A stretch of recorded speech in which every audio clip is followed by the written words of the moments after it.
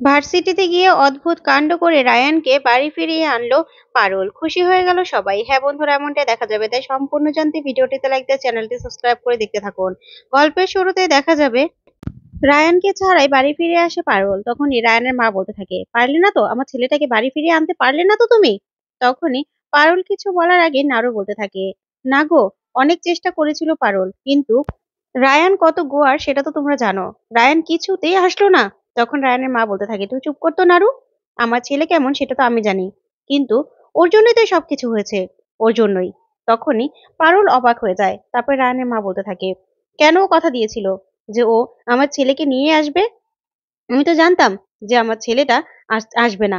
আসবে না তো আমার ছেলেটা। ও যতদিন এ বাড়িতে থাকবে ততদিন আমার ছেলেটা আসবে না। তখনই সেখানে ঠাম্মি আর দাদু চলে আসে। তারপরে ঠাম্মি বলতে থাকে, দিদি ভাই, তুই এসেছিস? তখনই পারুল বলতে থাকে, হ্যাঁ ঠাম্মি, এসেছি আমি। তখন ঠাম্মি বলতে থাকে, দাদু ভাই, দাদু ভাই কোথায়? তখন পারুল বলতে থাকে, আনতে পারলাম না গো, আনতে পারলাম না। ওকে এত চেষ্টা করলাম, ও আসলো না। তখনই ঠাম্মি বলতে থাকে, বলেছিলি রূপো দিদি আসার কথা? রূপো দিদির জন্য তো ওর প্রাণ। তখন পারুল বলতে থাকে, আমি সবকিছু বলেছি ঠাম্মি, সবকিছু, কিন্তু ওকে আনতে পারলাম না। ও উল্টো আরো আমাকে পুলিশের ভয় দেখালো, বলল আমি যদি আবার যাই, ওর চিৎকার চেঁচামেচি করি, তাহলে পুলিশে ধরিয়ে দেবে। তখন দাদু রেগে যায় আর বলতে থাকে, কি এত বড় সাহস! নিজে তো অন্যের বাড়িতে গিয়ে উঠে বসে আছে, আবার পুলিশের ভয় দেখাচ্ছে তোকে। তারপর দাদু বলতে থাকে, দেখেছো, ওর বাবা মা ওকে শিক্ষাই দিতে পারেনি, শিক্ষাই দিতে পারেনি তোমার নাতিকে, না হলে এত বড়, এত বড় সাহস ওর। তারপরে রায়ানের মা বলতে থাকে, বাবা, ও পারবে না যখন ও কেন সবার সামনে বলেছিল যে ও আনতে পারবেই, ও রায়ানকে বাড়িতে আনবেই, কথা কেন দিয়েছিল সবার সামনে? তখনই দাদু বলতে থাকে, কেন, তোমার ছেলের জন্য যখন তোমার এত খারাপ লাগছে, তাহলে তোমরা কেউ আনতে যেতে পারলে না? ওকে কেন পাঠিয়েছিলে? ওকে কেন পাঠিয়েছিলে? ও এ বাড়ির কথা ভেবে, নিজের স্বামীর কথা ভেবে ও আনতে গিয়েছিল, না হলে ও কেন যাবে? ও চেষ্টা করেছিল, কিন্তু তোমার ছেলে কেমন সেটা তো তোমরা জানো। তোমার ছেলে আবার কারো কথা শোনার মতো নাকি? তখনই রায়ানের মা অবাক হয়ে যায়। তারপর রায়ানের মা বলতে থাকে, আমার মেয়েটা আসবে, আমার ছেলেটা চিন্তায় মেয়েটাকে একটু ফোন করে দেখতেও পারলাম না যে কোথায় আছে। ওইদিকে দেখা যাবে গোপাল আর রুকু নৌকো থেকে নামে। তারপরে একজন এসে বলতে থাকে, আরে গোপাল দা, তুমি এখানে? তখন গোপাল বলতে থাকে, হ্যাঁ কলকাতায় যাব, স্টেশন যাব, ওই ট্রেন ধরবো তো কলকাতার। তখনই ছেলেটা জানায় যে কলকাতার ট্রেন ছেড়ে চলে গেছে, আবার সকালবেলা ট্রেন। তখনই রুকু বলতে থাকে, আমি কি তাহলে বাড়িতে যাব না? তখন গোপাল বলতে থাকে, না না রুকু, অবশ্যই যাবে, অষ্টমঙ্গলায় তোমাকে আমি বাপের বাড়িতে নিয়ে যাব, তোমাকে তো আমি বলেছি। তাহলে আর এই জল ঠেলে আবার যে বাড়িতে ফিরে যাব এরকম তো নয়, এরকমটা হবে না। আমরা বরং এখানে একটা হোটেলে থেকে নেব রাতে, তারপরেই সকালবেলা আমরা ট্রেন ধরে কলকাতায় চলে যাব, ঠিক আছে? তখন রুকু বলে, ঠিক আছে। ওইদিকে দেখা যাবে রায়ানের খুব মন খারাপ বসে আছে। তখন শিরিন গিয়ে বলতে থাকে, রায়ান, চল না আমরা ক্লাবে যাই। তখন রায়ান বলতে থাকে, না না শিরিন, আসলে তুই আমার ফ্রেন্ড, তুই আমার সব থেকে ভালো ফ্রেন্ড, যার জন্যই, দেখ আরো তো ফ্রেন্ড আছে, ওদের কাউকে আমি কিচ্ছু বলিনি, তোর কাছে এসে আমি আছি, তাই তুই আমার সব থেকে বেস্ট ফ্রেন্ড, কিন্তু তোর বাড়িতে আছি, তোর উপর খাচ্ছি, আর বোঝা আমি তোর উপর বাড়াতে পারছি না, প্লিজ না, আমি যাব না। তখনই শিরিন চুপ করে থাকে।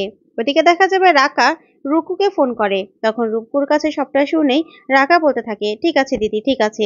এই বলেই রুকু ফোনটা রেখে দেয়। তারপরে রাকাকে রাকার মা বলতে থাকে, কি হয়েছে রুকু, কি বললো, আসছে ওরা? তখন রাকা বলতে থাকে, না না মা, ওরা না কলকাতার ট্রেনটা মিস করেছে, তাই ওরা আজকে একটা হোটেলে থেকে তারপরে কালকে সকালে আসবে। তখন তো পারুল খুশি হয়ে যায় আর বলতে থাকে, যাক ভালো হয়েছে, ভালো হয়েছে। তখন রায়ানের মা বলতে থাকে, কি এ কি পারুল, আমার মেয়েটা আজকে আসতে পারছে না, তাতেও তোমার খুশি হচ্ছ? তোমার খুশি লাগছে? এটা কেমন কথা? ছেলেটা বাড়িতে নেই, মেয়েটা আসবে, আর তুমি এরকম ভাবে হাসছো? তখন পারুল বলতে থাকে, না না, আসলে রুকু দিদি তো কালকে আসবে, তাহলে একদিন আরো সময় পাওয়া গেল, এর মধ্যে আমি রায়ানকে যে করি হোক বাড়িতে ফিরিয়ে আনবই, আনবই আমি। তখন এই কথা শুনে রায়ানের মা চুপ করে থাকে আর বলতে থাকে, হ্যাঁ তুমি যে কি পারবে সেটা আমি জানি, আমি জানি। তখন পারুল বলতে থাকে, না না, আমি সত্যি রায়ানকে ফিরিয়ে আনার একটা ব্যবস্থা করবই। তারপরে দেখা যাবে এই কথা বলে রায়ানের মা সেখান থেকে চলে যায়, আর ওইদিকে পারুলও নিজের ঘরে চলে যায়। অন্যদিকে দেখা যাবে রুকুকে ফোন করে রায়ান। তখন রায়ান বলতে থাকে, হ্যাঁ হ্যাঁ দিদি, আজকে তুই ওখানে আটকা পড়ে গেলি, আর তুই নদীর জলে পড়ে গিয়েছিলি, কি বলছিস তুই? আর গোপাল? তখন রুকু বলতে থাকে, হ্যাঁ গোপালই তো আমাকে বাঁচিয়েছে, উঠিয়েছে। তখন রায়ান বলতে থাকে, শোন, ওদের এই ভালো মানসিকতা দেখে আবার তুই আবার গলে যাস না, ঠিক আছে? ডিসিশন আবার চেঞ্জ করে ফেলিস না। তখন এই কথাতে রুকু বলতে থাকে, না না ভাই, তুই এটা কি বলছিস? ডিসিশন পাল্টে নেবো মানে? এতে শোন, তুই না অনেক বড় ভুল করেছিস। তুই কেন মানুষের বাসায় থেকে আছিস বলতো? আমরা যে ওদের সাথে থাকতে পারবো না সেটা তো আমরা জানি। তাই তো আমি গোপালের সাথে খোলাখুলিভাবে কথা বলে নিয়েছি।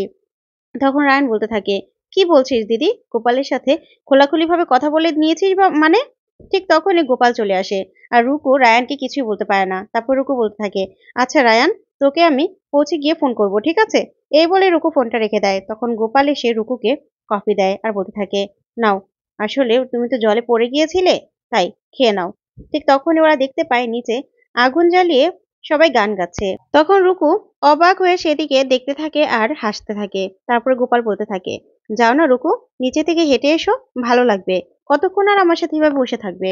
তখন রুকু পারমিশন পেয়ে নিচে চলে যায়। ওইদিকে গোপালকে ভাদু ফোন করে বলতে থাকে, দাদা পৌঁছে গেছিস?